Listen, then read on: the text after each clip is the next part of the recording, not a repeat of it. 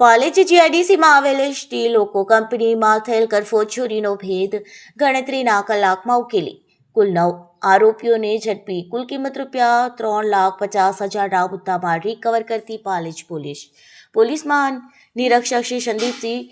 Vadodara range Vadodara તથા ભરૂચ જિલ્લા police અધિક્ષક શ્રી અક્ષયરાજ મકવાણાના તરફથી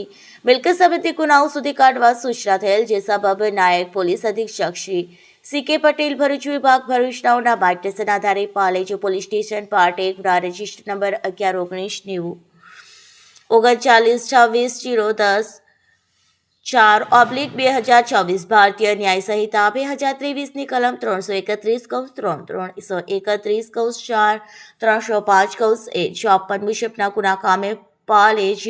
જીઆઈડીસી વિસ્તારમાં સ્ટીલોક ગુજરાત લિમિટેડ કંપનીના ચોરી કરવાના ઈરાદે કંપનીમાં પ્રવેશ કરી સદર કંપનીના સ્ટોરરૂમમાં મૂકેલ 120 જીક બોટલ રોઝ કુલ વજન 3000 કિલોગ્રામ જેની કુલ કિંમત ₹4,50,000ની ચોરી થયેલ, જે અંગે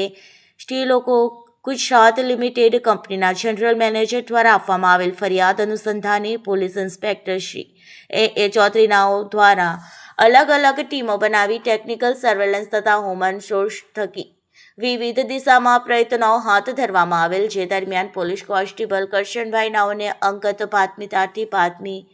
આધારે સદર ગુનામાં ચોરાયેલ ચોર મુદ્દામાલ વેચાણ કરવા સારું આરોપીઓ પાલેજ ગામના જૂના ભીલવાડાના નાકા પાસે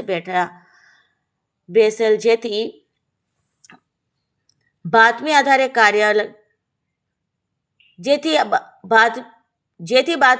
કાર્યવાહી કરતા જગ્યા ઉપરથી 7 ઈસમોને ઝડપી જેઓને પૂછપરછ કરતા સદર ચોરીનો મુદ્દામાલ લેનાર 2 ઈસમો પૈકી 1 ઈસમને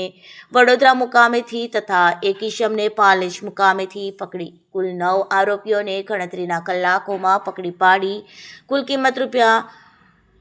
₹3,50,000ના મુદ્દામાલ રિકવર કરી ચોરીનો ભેદ ઉકેલી સફળ કામગીરી કરી કાયદેસરની કાર્યવાહી હાથ ધરવામાં આવેલ છે।